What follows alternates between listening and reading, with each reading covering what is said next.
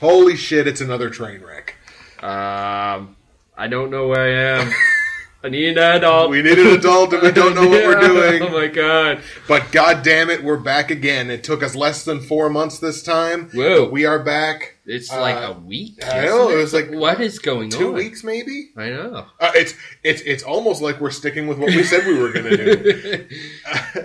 What is up, everybody? It is the No Holds Barred podcast, episode number 3. I am Justin, of course, alongside my spunky little sidekick, Nicholas. Nick, yes.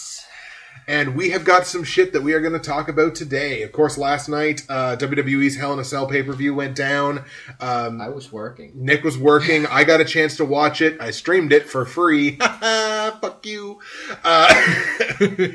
So, I mean, I got to watch every little bit of it. I was tweeting about it all night. If you want to read my tweets, twitter.com/blockbuster_guy. I got like 40-some tweets on there from the night. Exactly what I thought match by match, but we'll talk about that here as well. Mm-hmm. We got Hallowe'en coming up, so we're going to talk about that. Candy. We want to talk about a little bit of...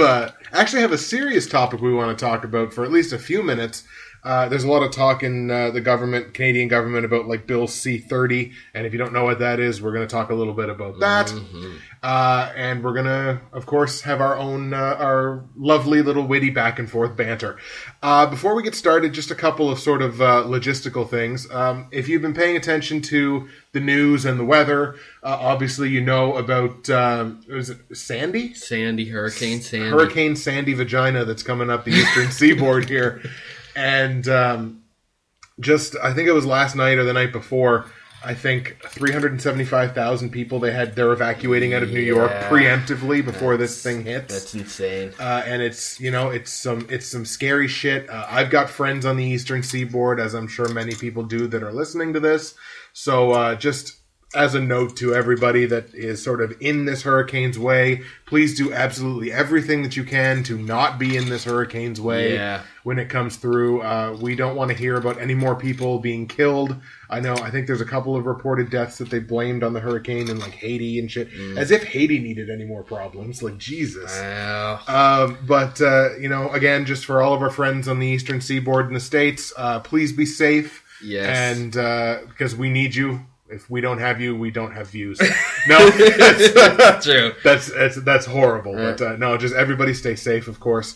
And again, before we got started, I just wanted to give a couple of quick shout outs to some other podcasts that, of course, do things much better than we do.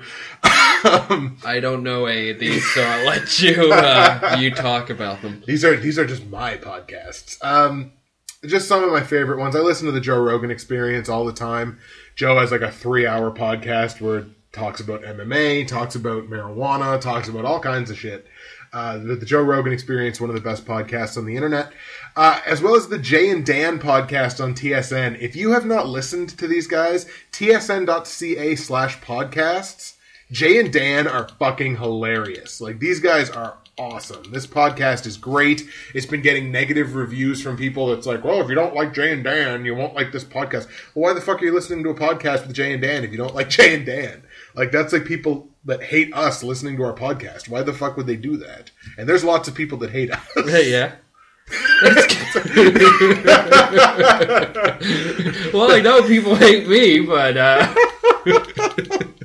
oh, fuck. Just a couple more there. The Uncut Sports Show, Kevin and George, is a great like sports based and culture based podcast. They're great. The 8-Bit Massacre, Von Whiskey, Tim Conway, TJ. All I heard was whiskey. All you heard was whiskey, and Nick heard whiskey and he got excited.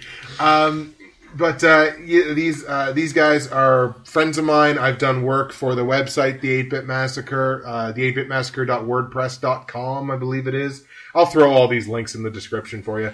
But they just restarted their podcast, which used to be those Analog Kids, and their first one is fantastic. I'm about 3/4 of the way through listening to it, and it's great. As well as Sunday Night Rackdown, Jacob Fancy and some of his friends.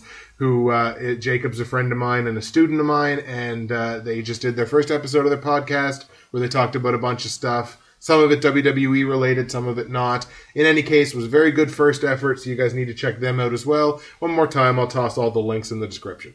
Now, we're done with the dick sucking. Let's talk about Hell in a Cell. Onward to business. Onward to business. And victory. Exactly. Well, somewhat victory. Let's not get ahead of ourselves on the whole victory thing.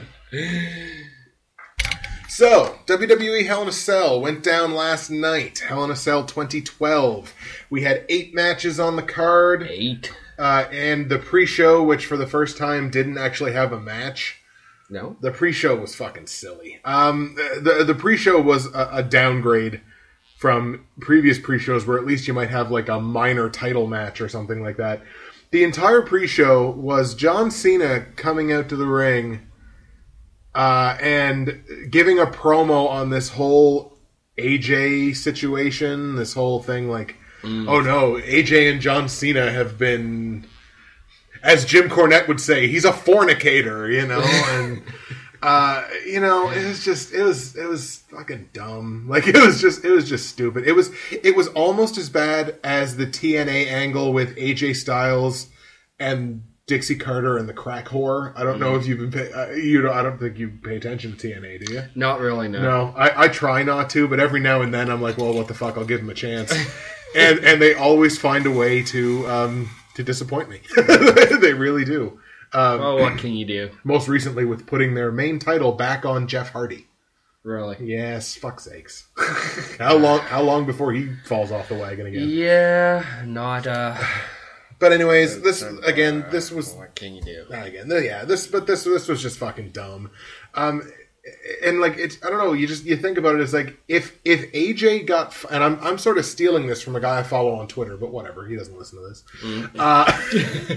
If AJ gets fired for fooling around with a superstar, shouldn't Kelly have been like banned for life because Kelly legit like fucked half the locker room while she was there. So. I mean, and even like Vicky Guerrero. Well, yeah, Vicky Guerrero is a perfect example. She's done like more than friggin' AJ is accused for. Let's take a look at this. Ziggler, Swagger. This is all in storyline, of course. Yeah. But Ziggler, Swagger. Probably Cena at some point. Like I mean, the first pay-per-view that she's fucking on, she lets the friggin' referee screw over the main fucking match. Yeah. Oh fuck, we'll talk about that too, because we were wondering on this podcast where the whole CM Punk and Ryback thing was going to go. Yeah, it was interesting. Well, we'll put it that way. But we'll start it off. Randy Orton defeated Alberto Del Rio in a singles match, about almost a 13-minute match. It wasn't bad. It was a good opening match. It's not something like... If that would have been the main event of a SmackDown, it would have been a really good main event. Oh, yeah, for sure. But, I mean, we're talking about the opening match in a pay-per-view. Like, trying to set the pace for the rest of the show. So, I mean, it was good. It was average. It wasn't bad by any means. Oh, no. I mean, Randy Orton and Alberto Del Rio are two good wrestlers. Yes, absolutely. This was a match like I really was not invested in this match whatsoever. This was the match on the card that I was looking forward to the least until I heard about the triple threat match for the Divas title. But Lies. But like in terms of the men's matches, this was the one that I just wasn't really looking forward to. We'll put it that way. But you know, it ended up being a good match, so all good there. Team Rhodes, this was the tag team title match. Yes. Team Rhodes Scholars, Cody Rhodes and Damian Sandow, defeating Team Hell No, Kane and Daniel Bryan. By disqualification. Disqualification in a title match. Cornette face on the ending. Really, didn't you see that coming, though? Sadly, no. I wanted one of the teams to win clean. Yeah. I more wanted Team Rhodes Scholars to win clean because I think I really legit think it's time for Kane and Daniel Bryan to feud. You know what I mean? Yeah.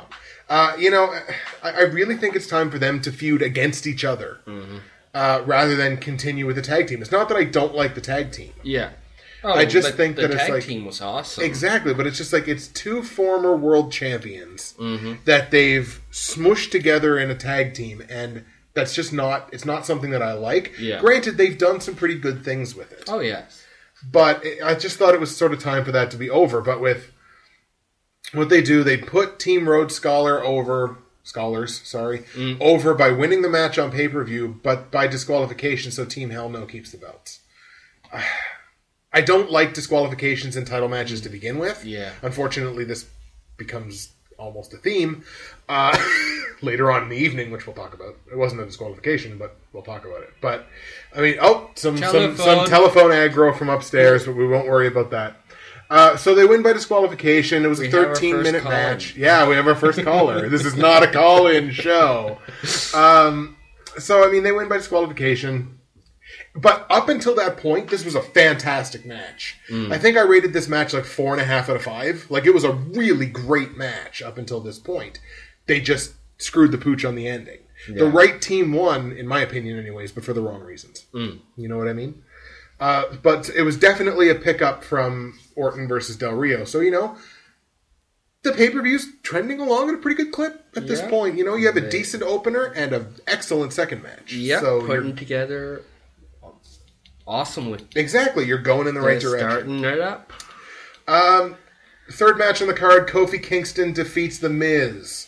As you know, or you should know anyways, Kofi Kingston defeated The Miz on WWE's Wednesday night show, whatever it happens to be. Yeah, I forget what it's can't remember what the title of the show is. Honestly, I've never watched it. No. So, no, I haven't either.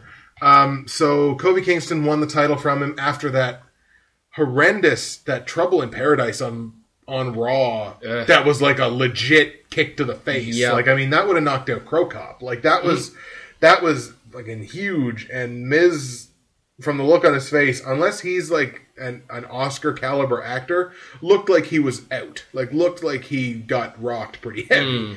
But anyway, so Kofi Kingston defeats The Miz, retains the Intercontinental title, beats him clean. It was another good match. Like, I think I remember putting out a tweet at some point. It's like, somebody should go back in the locker room and remind these guys that it's WWE and the matches aren't supposed to be this good. Really, like, I think I gave this one like a 4 out of 5 or something like that. Like, it was a really solid sort of back and forth match. Miz to me is so underrated. Like, he's so fucking underrated considering where he came from. Like, he came from reality television, you know what I mean? Like, he wanted to be a wrestler, but he wasn't a wrestler. He was a guy that was on a reality TV show.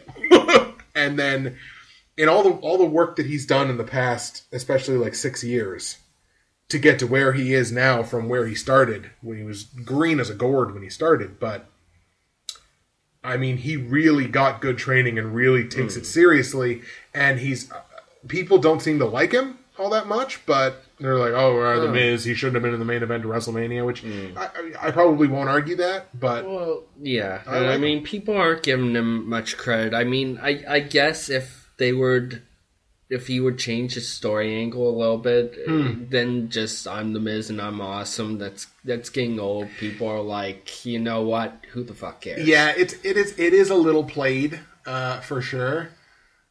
Yeah, he could probably stand with a little bit of tweaking in his character, but like I say, I have absolutely no complaints about the work he does in the ring. To me, he's not Daniel Bryan. He isn't, but he's still good. Yeah. Next match, fourth match on the card, was a match I actually didn't think was on this pay-per-view. I didn't think the U.S. title was going to be defended on the pay-per-view. Apparently it is. Antonio Cesaro defeating Justin Gabriel. Oh, by the way, Kofi Kingston and The Miz was about a 10.5-minute match. Antonio Cesaro defeating Justin Gabriel to defend the United States title was about a 7.5-minute match. I really like Justin Gabriel, aside from that fucking Twinkie half emo haircut. Like my buddy Dave Pellerin said while we were watching the pay-per-view, was like, he looks like a twink. He looks like a gay kid. Like, Dave said it, not me. Forward all complaints to him. Which, the haircut looks kind of dumb. Yeah. But, I like that he's like, Justin Gabriel fills that slot that like Evan Bourne left when he got nailed for wellness twice in a month or whatever it was. He's that sort of that Kofi Kingston style, that high flying style, and you need that in professional wrestling. True. You need some guys that aren't just like mat based wrestlers, and Justin Gabriel I think is excellent. I really like the finisher. I love the 450. Yeah. He does it really well. Didn't look so good on Raw or SmackDown or wherever it was when he earned the title shot. It didn't look that great then, but I mean, Gabriel, his percentage on hitting the 450 is quite high. And Antonio Cesaro beats him again. Short match, only 7.5 minutes, but not the shortest. Which doesn't surprise me at all when you find out which one was the shortest.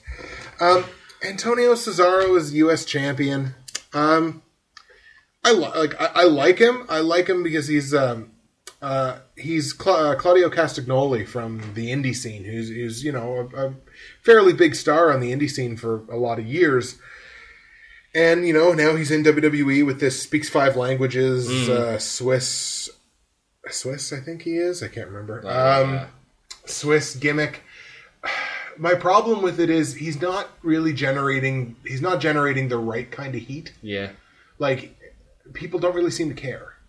Whereas, like, he's trying to play up the whole foreigner thing, like, no American can beat me, which is a cool concept if you do it right. Like, Nikolai Volkov and the Iron Sheik in the 70s and the 80s did that right. Yeah. Because they were like, all hail Iran. And then, these guys wore bulletproof vests to the ring. They were getting so much heat. But Cesaro, they're not going far enough with it. Just saying no American can beat me. Well, I mean, like, Tyson Kidd could come out tomorrow because he's Canadian. And he could just be like, no American can beat me. And it's like, who the fuck cares? Right? Like, but it's Raw now. They can't do shit that they done back then. Exactly. Ooh, or if you do, you have to pretend that, like, it's revolutionary and no one's ever done this before. Anyways, 7.5 minute match. Antonio Cesaro defends the U.S. title. Okay. Next match on the card, another tag team match. 2 fucking tag team matches on a WWE pay-per-view? Are you sure we're watching WWE? Rey Mysterio and Sin Cara defeat the primetime players who I vehemently dislike. 12.5 minute match. Was a very good match. Of course, highlighted by Sin Cara injuring himself on a botch. Really? Well, it happens at least once in every match. I know. So, I mean, with Sin Cara, he's just accident prone to begin with. I don't get it. Like, I mean, he was so... If you watch him as Mystico in Mexico, he's like one of the greatest Mexican stars of all time.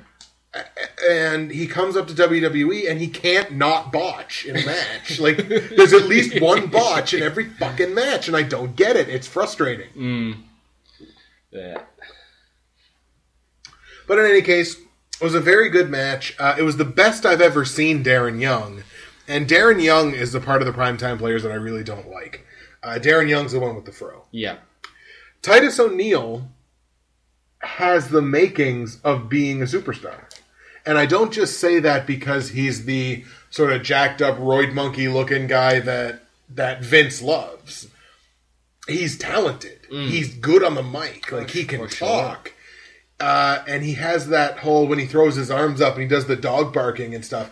It's really good. He's more polished than you think he would be for the amount of experience that he has. Yeah. And he can come in as this kind of Batista-like, not as athletic as Batista, but Batista-like, doesn't really say anything and smashes guys over. If they put him with a good manager, if they put him with someone like Heyman, like if Heyman could be his mouthpiece, or like they give him somebody that can be their mouthpiece, he could be fantastic. So I mean, I see really good things for Titus O'Neil. Darren Young, not so much. Darren Young just doesn't, for whatever reason, he doesn't get over with me. So I don't like the primetime players. I don't like the fact that they always come out this really gay looking. I got nothing against homosexuals, but like their gimmick is really fucking gay. Like, it's just bad. It's just a bad fucking gimmick. They put their arms together and like, millions of dollars. I'm sorry, it doesn't work for me. It just does not fucking work for me. So I don't like the primetime players. I cannot wait until they break up. But Rey Mysterio and Sin Cara beat them on pay-per-view clean. 12.5-minute match. Wasn't as good as the first tag match, but had a better finish. Yeah. So, take it or leave it. I still like the first tag match a little better, but this was a good one as well. For sure. We go to the 6th match, and this is where the booking kind of gets weird for me. This is actually the point that the pay-per-view starts going downhill. At this point, we're trending really good, like maybe 7.5 out of 10. Yeah. And from here, unfortunately, this is where the pay-per-view starts going down. For one, this match, which was the match for the World Heavyweight Championship, Sheamus defending the title against Big Show, was the longest match on the card. Surprising. It's surprising given the fact that I don't expect Big Show has been in a lot of 20-plus minute matches in his career. I would have to go back and research that, but I wouldn't think. No. He's more of a go in, take a few punches. Yeah. Friggin' choke slam you, or we're looking at punch you out. We're looking at like the 5 to 10 minute mark for his matches, right? Yeah. This was about as good a match as you could have with these two guys.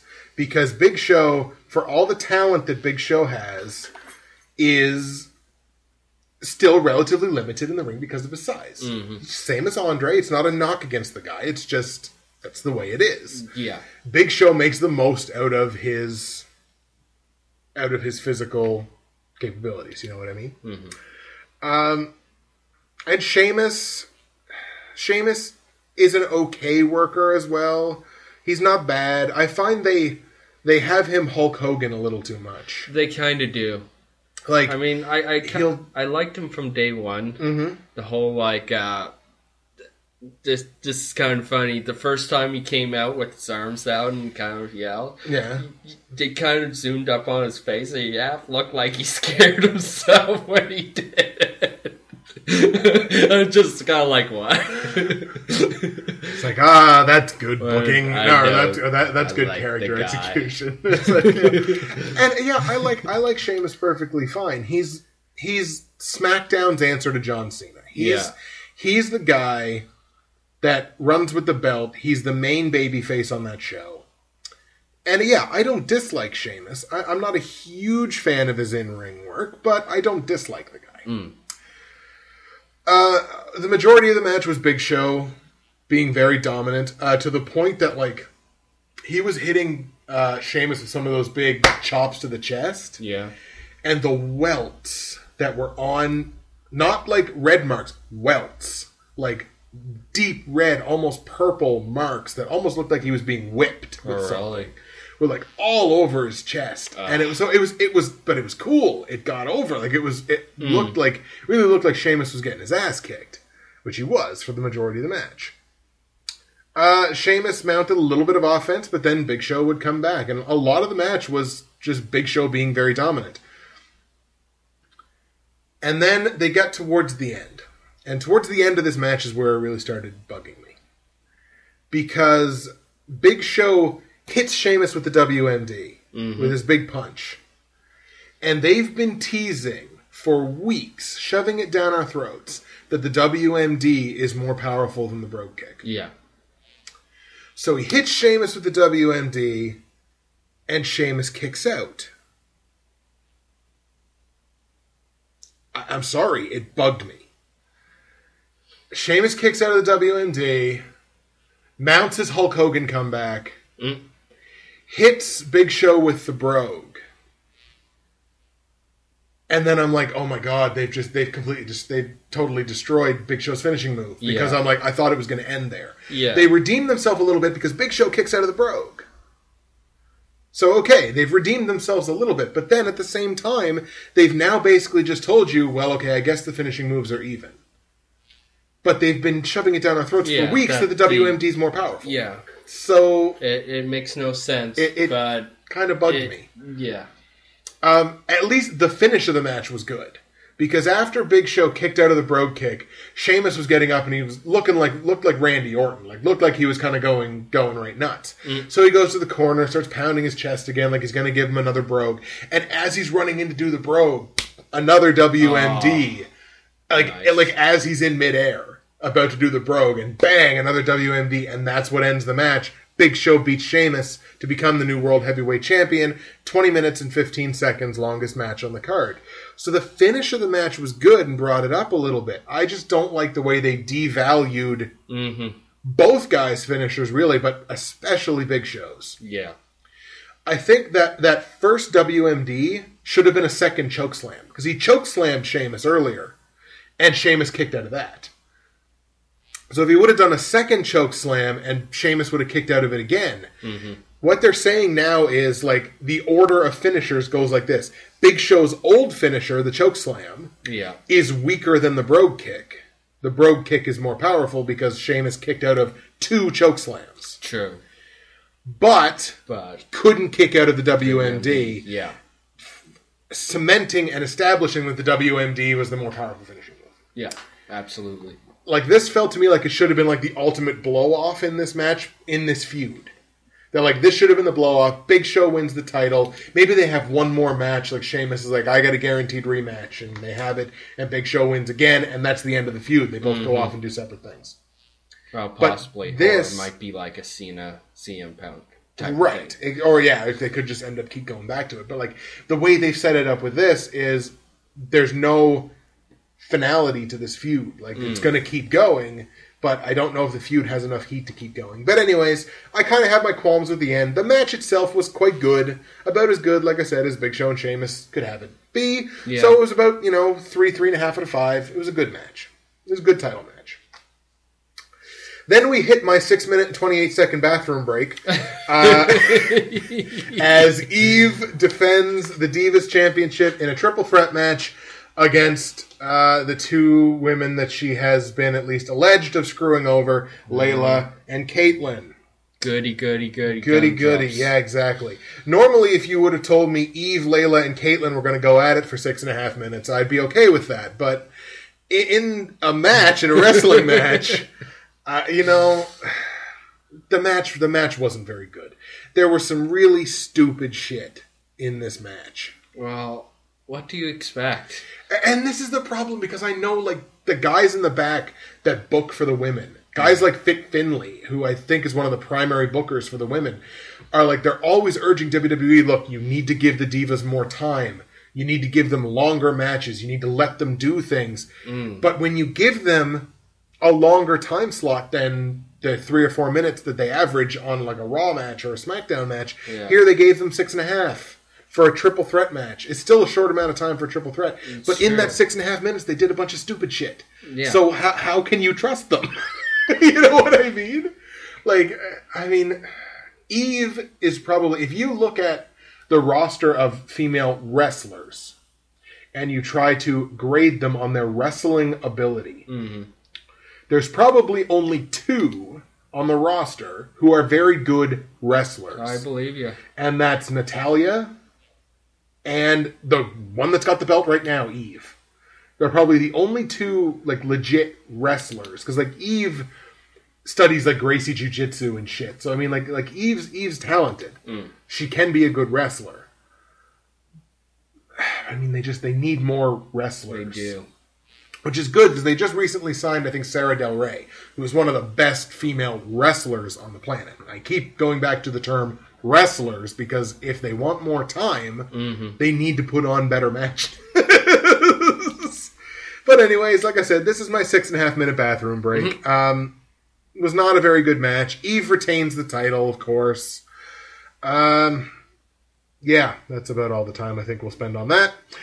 That sends us to our main event of the evening. Whoa. The one that, on our last podcast, we talked a lot about Ryback. And a lot about what do we think should happen with Ryback and what might happen with this match. CM Punk, of course, with Paul Heyman, defending the WWE Championship against Ryback!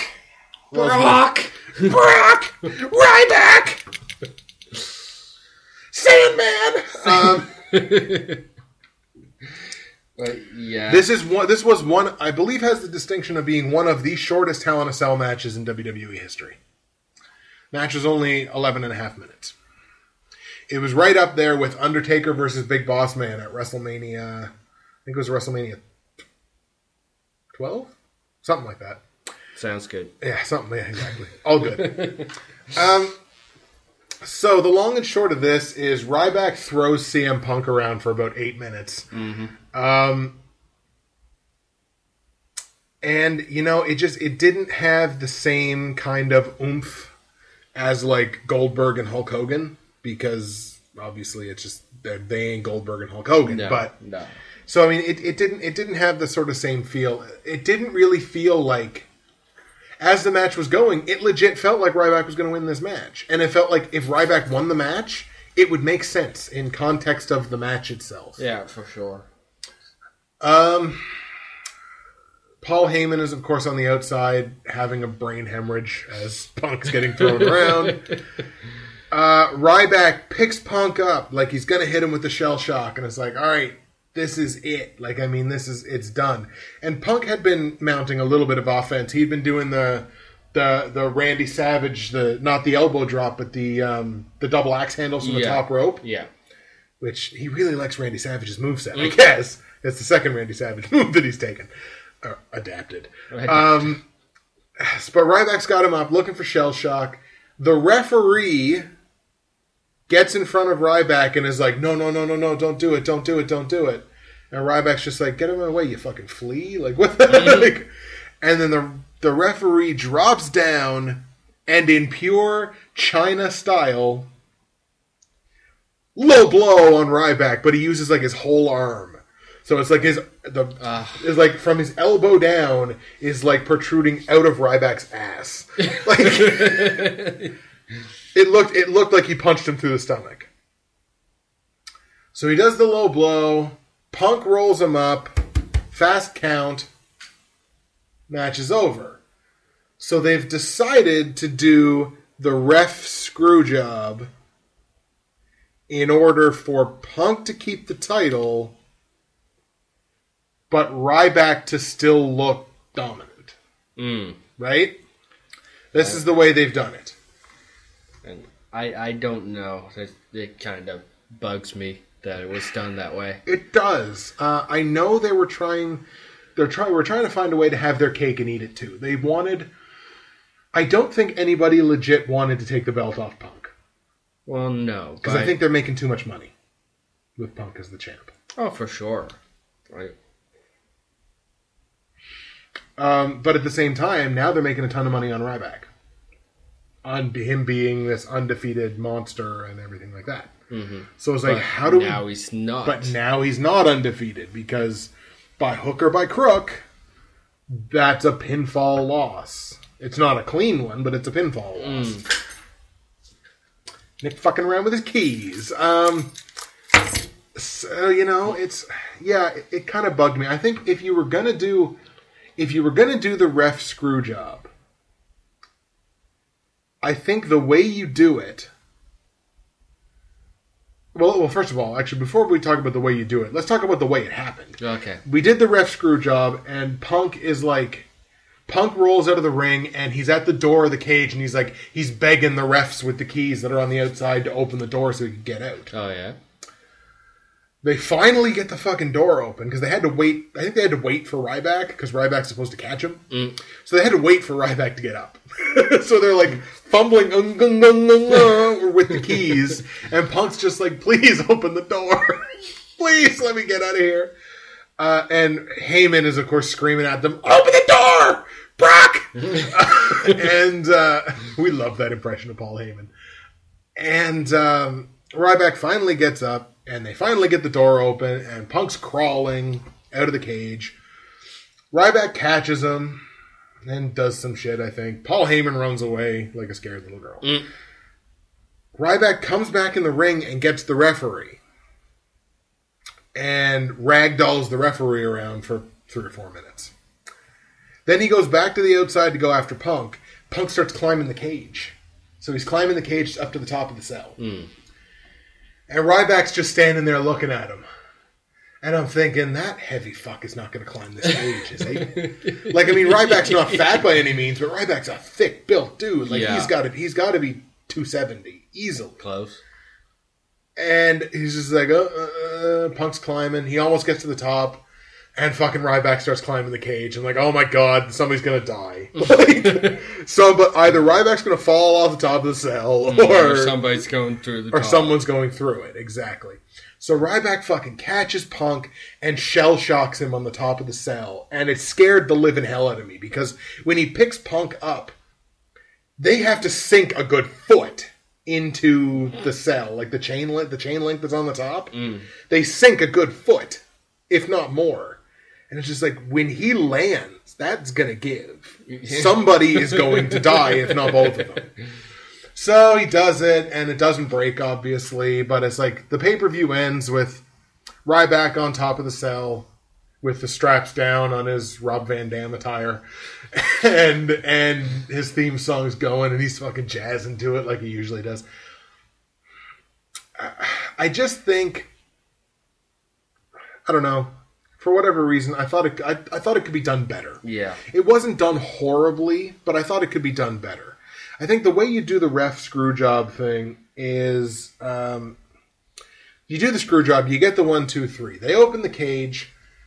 Ryback chases Punk and Heyman out of the arena. Like, Punk and Heyman are running. They're running. And they get to their car or whatever. One of two things can happen. Either they can both get away, or just Punk gets away, and Heyman's still there. Because I'm sure that if he really thought it was good for the storyline, Heyman would take a bump for Ryback.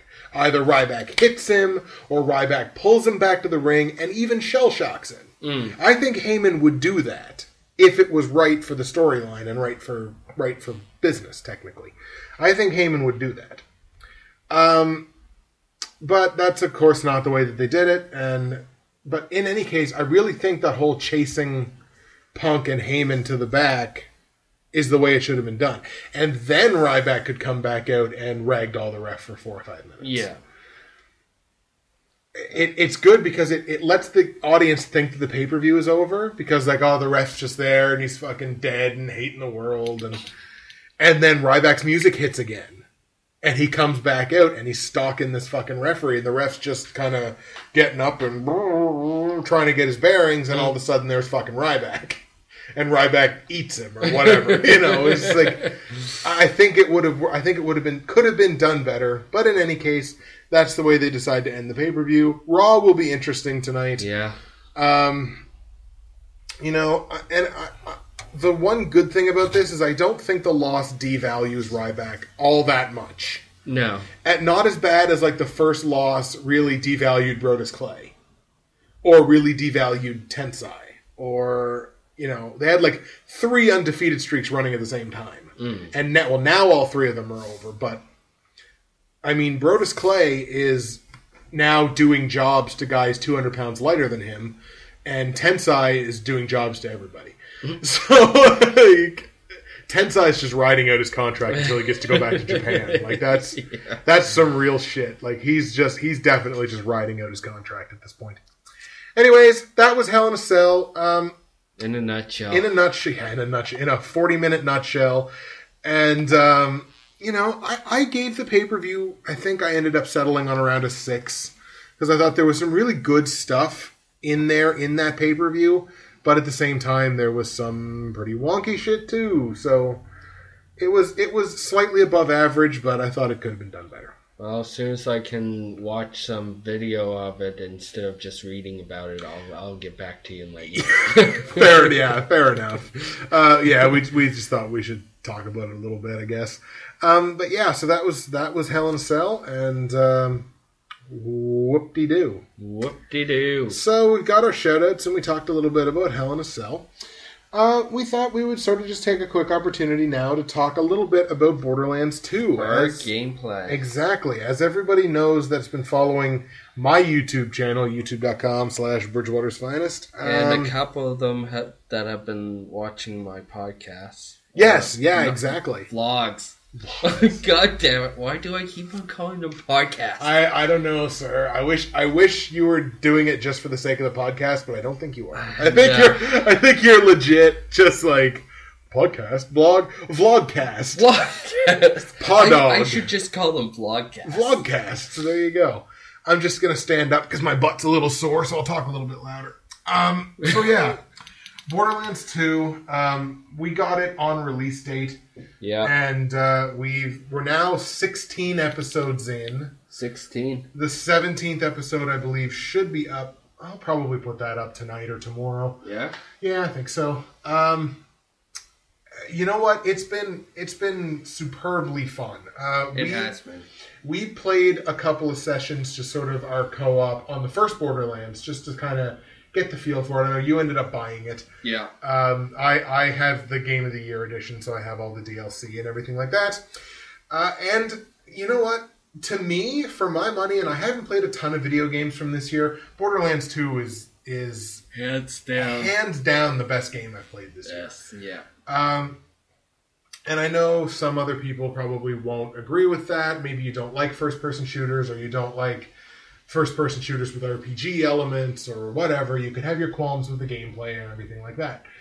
Honestly, the game to me is phenomenal. It's everything that the first game was, but better. Yeah. You know what I mean? Like, agreed. I think the actual first-person shooter mechanics are better. I think the characters are better. I like the fact that they've integrated the characters from the first game directly into the main storyline of the second game. I prefer some of the new enemies. I think the new enemies are good. I do have a couple of qualms. Like when you get to like your max level, when you're at like level 50 and everything, there's some things in there that like the game gets a little broken as you get like up to higher levels. But I mean, we'll beat the game before we ever hit level 50. You know what I mean? So, like, I mean, we're only, I think, level 11 12 now. And we're already we're past the Firehawk stage through what we've played, not what we've actually posted. But yeah. So, I mean, we'll beat the game long before we hit 50. We'll hit 50 on a second playthrough if we ever did that. Yeah. Yeah. Game is fantastic. Okay. Yeah, America, exactly. No, so I mean, there's really nothing about the game that I haven't liked. The dialogue is hilarious. We've gotten so many laughs from playing this game. It's almost unbelievable. But it's just the game is really, really funny, and it's a very enjoyable thing to do. We like staring at Lilith's boobies. As you can see in the next episode that we upload, we have a few minutes of staring at Lilith's tatas. You know, to me, it's just like I say, it's more but better. And what I mentioned to you before we started recording the podcast, one of the great things that I love about Borderlands so much is the production company that's behind it. Gearbox Software, for the little bit that we kind of bitched about them at the beginning of the Let's Play, Gearbox, with stuff like their DLC, are awesome. Oh, yeah. They've already got their first DLC out. They released their first DLC like a week early. And no video game company ever releases DLC early. If anything, they release it late. So there's Gearbox releasing their DLC a week early. We already have the 5th character class of the Necromancer. That was released a day early. Wonderful. And I know they have another DLC that I think they want to release before the end of the year. So, I mean, Gearbox puts this game out, but they don't just sort of put the game out and then sit on their hands and be like, oh, look at this great thing we've put out. Yeah. They keep working on DLC, fucking constantly working on downloadable content. And the thing that they did this weekend was they were giving away what were called shift codes. They have this program that's called Shift. Did you post that on your Facebook? I did. Is that yes. what that was? Yeah, I shared a couple of them, and what you do is you went on to the Borderlands game, and there was a section in extras for shift codes. Mm-hmm. And each shift code that you entered got you a free golden key for that box, since that crate and sanctuary where the stuff levels with you. And they gave every couple of hours over the weekend, they gave you a unique one on Facebook and a unique one on Twitter. Oh, nice. So I was on their Facebook page and I was on their Twitter page getting free golden. I think I have, now instead of 1 golden key, I think I have 9 that we can just use for whatever characters. Beautiful. You know what I mean? Like, I can use it for my solo character, or we can use it for the Let's Play character as we get closer towards the end. So, Gearbox Software is one of those production companies that they love their games. They clearly love their games because they work on the DLC constantly. Like, they start working on it like the next day. They release the game, let's get working on the downloadable content. You know what I mean? So this was just, I suppose, a couple of minutes to kind of gush about Gearbox and Borderlands. And 2 thumbs up. 2 thumbs up. Well, 1.5. It'll get to 2 thumbs up depending on how good your next DLC is. Yeah. I think what I'm going to do is I'm just going to shell out and buy the Season Pass. Season Pass is $29.99, but it gives you all DLC present and future for free. Okay. So I think I just may end up shelling it. Rather than buying the Game of the Year edition again down the road, I'll probably just end up buying the free pass. Sounds like the thing to do, sir. Exactly.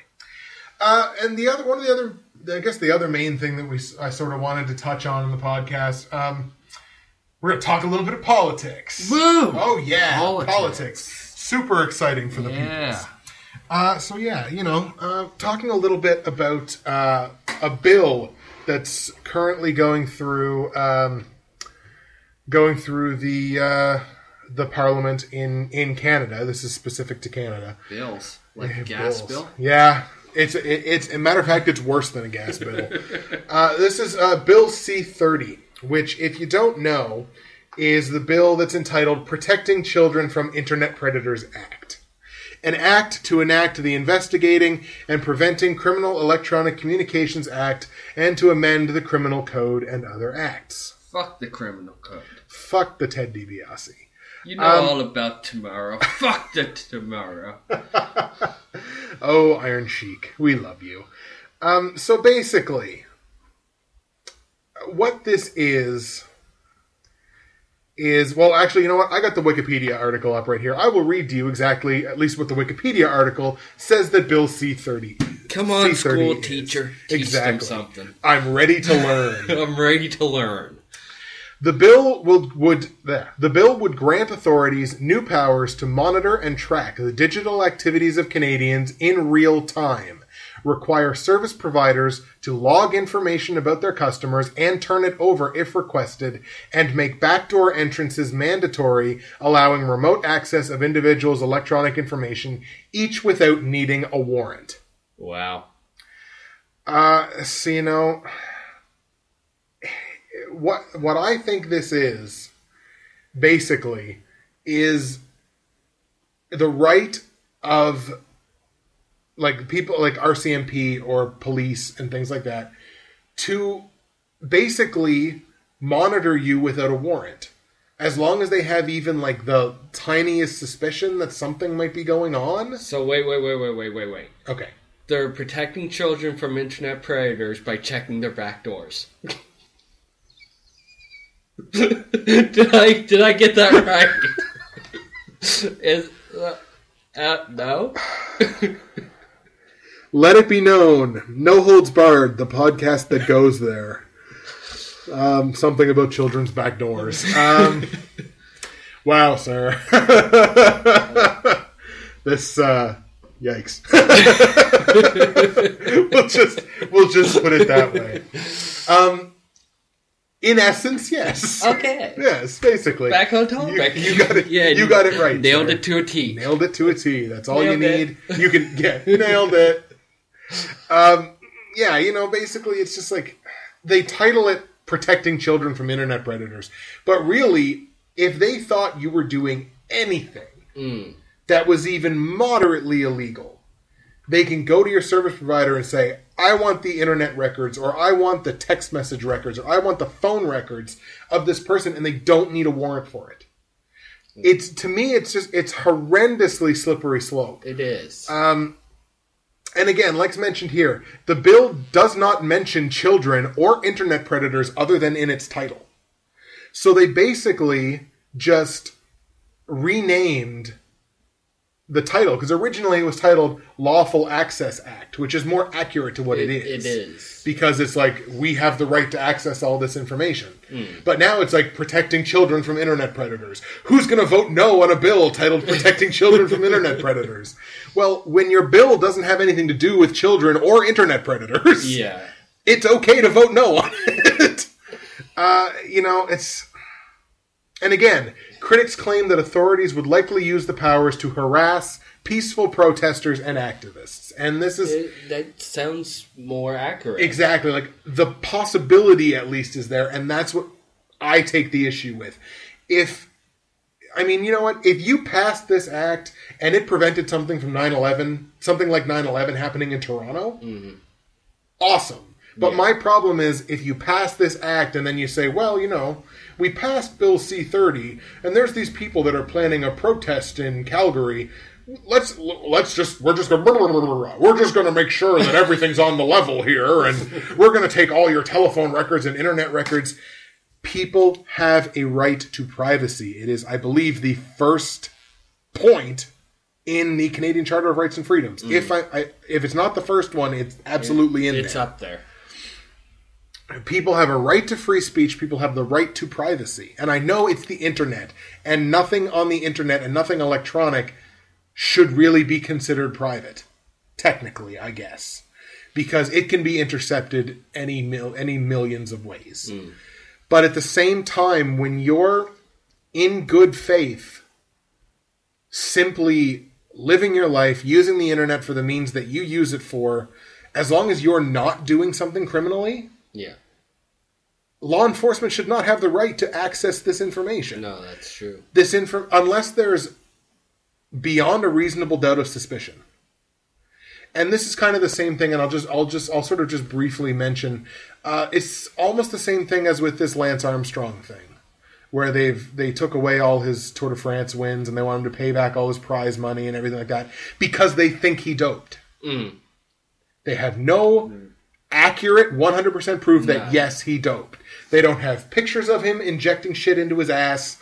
Well, at least public pictures of that. They don't have...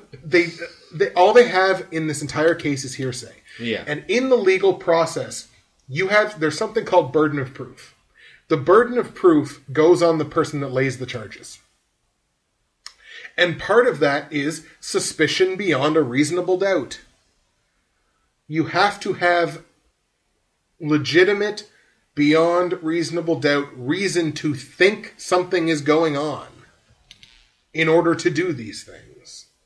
But what this bill would do is this bill says, well, you don't need a warrant to do this stuff. So even if you have a little teensy-weensy bit of suspicion, Mr. Chief of Police in Toronto, that your wife might be fucking 6 black guys...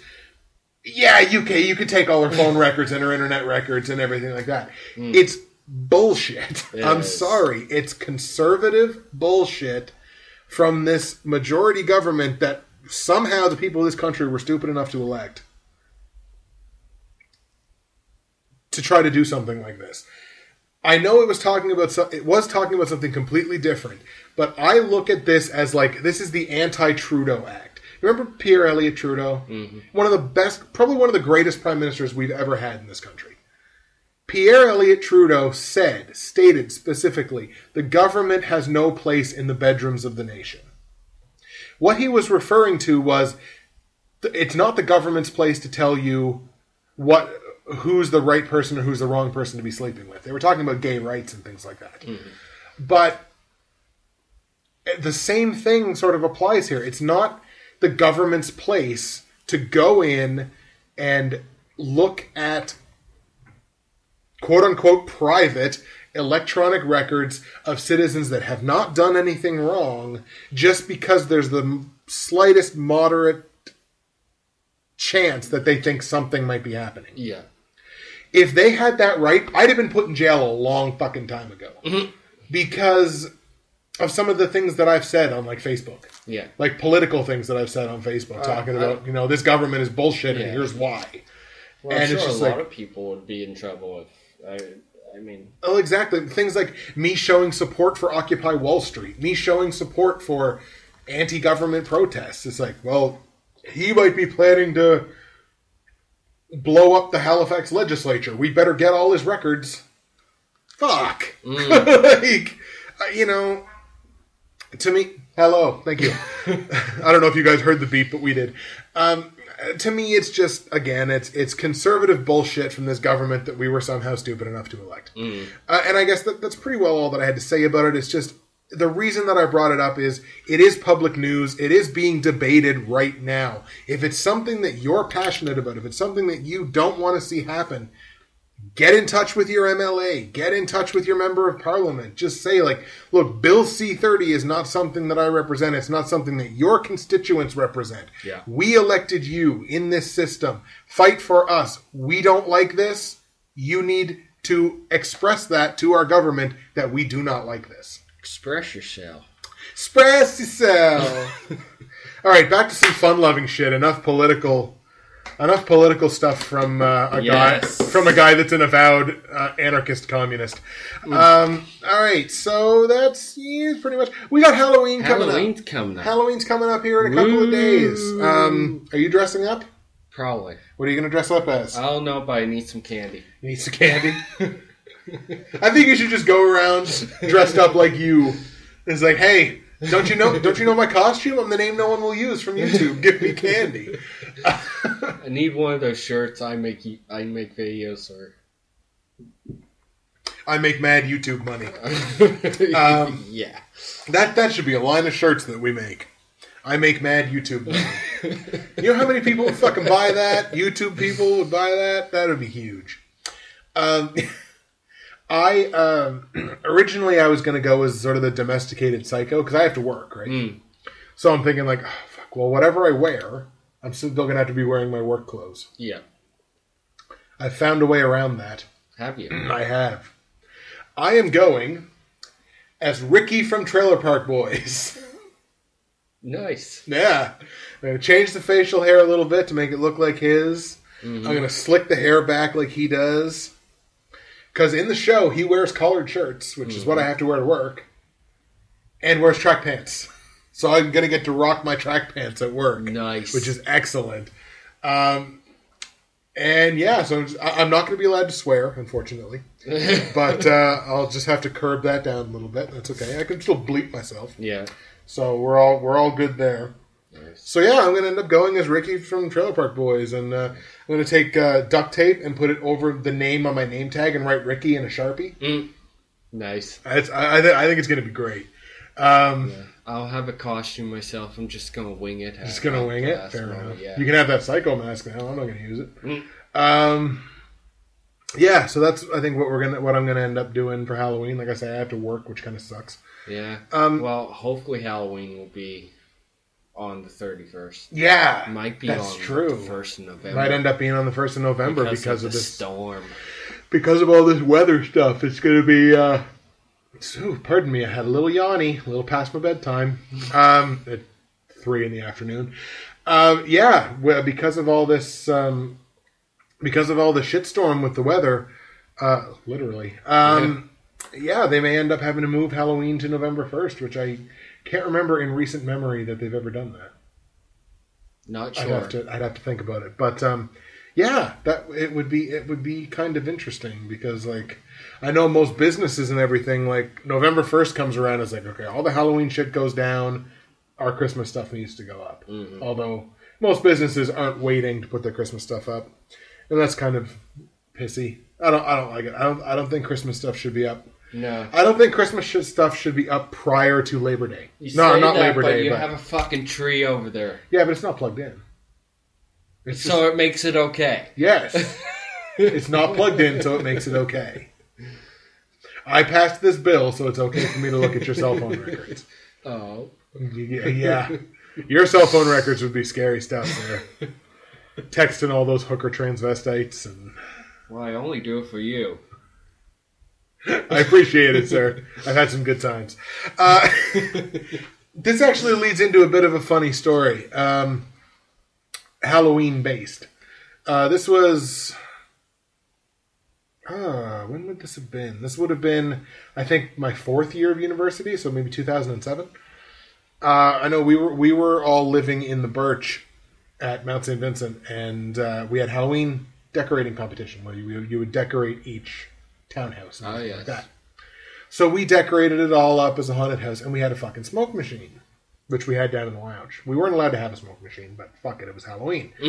So we had this smoke machine, and the judges were coming around, so we turned the smoke machine on about an hour before they started coming around. So the whole fucking place was just filled with this haze, up to like the 2nd and 3rd floors. Like it was hazy in the whole fucking building. I had dressed up as Jason Voorhees from the Jason movies. I guess they're just called Jason. From the Jason movies. And so I was dressed up. I had the fucking mask, and I had a cleaver that had fake blood all over it. And I was wearing my light brown, like long sort of trenchy coat jacket or whatever, and it was shifted all to the side. So like one arm was almost totally hidden, the other one was pulled way up. So what I did when the judges were coming was I just had to walk down this hallway that led towards the main entrance. Not to say anything, just to sort of lurch along or something. And I kind of scared one of the judges when they came around the corner because I was just there and I had my head tilted and I was just walking, like looking right at them. So I kind of freaked her out. I walked by them without looking at them or anything like that.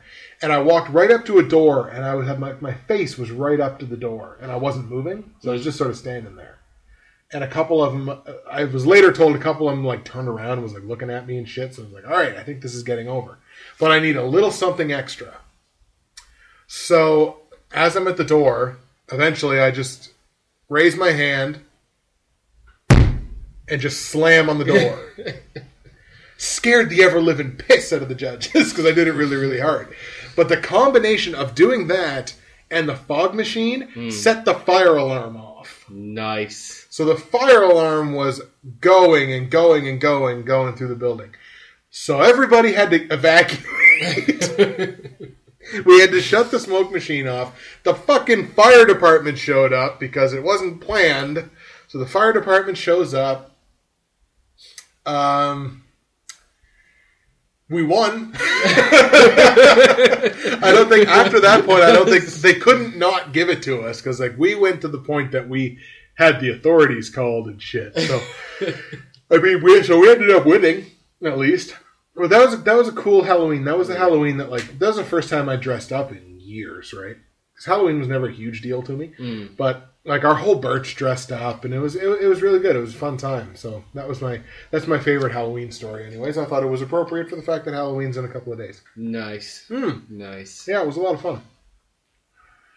I don't really have any good Halloween stories. No, fair enough. Nothing. No getting drunk, running around the streets naked. Not on Halloween. Well, not on Halloween. That's pretty much a monthly occurrence. But I mean, yeah, I heard you last week. I was trying to get the camera out, but you were already gone. Well, I can only be in so many places at one time. It's true. I mean, I have to get all the hot points. The hot points, nice. Yeah. Yeah, pretty much. Makes sense. Yeah. Well, kids, I think that's pretty well. We're running. What are we running? Here? We're a little over an hour, which is usually what we get. That's usually what we get. And again, the majority of that's sort of talking about WWE. We're not a WWE themed or sponsored podcast. It just so happens that there's shit to talk about, so we talk about it. But yeah, shit has happened in between the last 2 weeks that we've done this. Exactly. And yeah. All right, so I guess we're going to peace out. I think we're going to be recording a little bit of commentary for gameplay. What's the name of the game? Full Throttle. Full Throttle. I think we're going to be recording 2005 game. Ooh. Highest of the graphics. I'm telling you, the graphical quality is just off the charts. Oh, yes. So I think that's what we're going to be doing. So we're going to peace out of this episode of the podcast. Do you have anything you want to say in closing? How do you like my balls in your face? How do you like my balls in your face? Hopefully better than children in their back doors. So that's the end of the podcast. Thanks everybody for listening to another hour of us ramble on about wrestling and inane shit and even a little bit of politics in there. We will see you guys next time, hopefully within the next couple of weeks. Yeah, hopefully within the next week or two. Anyways, thank you for, I guess, watching and listening, because watching a freeze frame. Exactly. Of whatever you find. Yeah, we got to find some funny pictures. So thanks everybody for watching on YouTube, listening on Podomatic. Listening on YouTube. Exactly. Subscribe to Nick's channel. If you're watching this video, you're already on it. So while you're on it, subscribe to it. Subscribe to my channel, youtube.com/user/Bridgewater's Finest. Follow us both on Twitter at Blockbuster_Guy and at RN Stevenson. On that there Twitter thing. Which I have to get back on. I haven't been on Twitter for like a couple months now. You we're making fans, sir. I know. Peace out, everybody. Later.